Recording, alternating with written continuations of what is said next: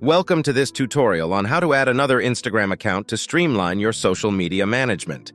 Juggling multiple Instagram profiles has never been easier. So let's get started a tutorial on how to add another Instagram account. Open your Instagram app and ensure you're logged into your primary account. Tap on your profile picture in the bottom right corner to access your profile page.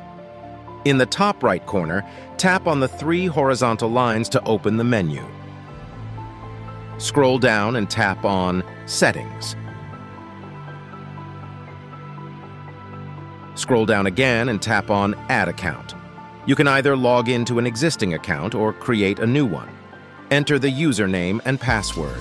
Once added, you can easily switch between accounts by tapping on your profile picture on the bottom menu.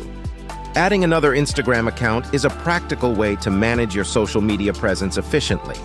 Follow the steps outlined for your respective device, and you'll be seamlessly managing multiple Instagram accounts in no time. Thank you for watching, and if you found this tutorial helpful, please like and subscribe for more tips.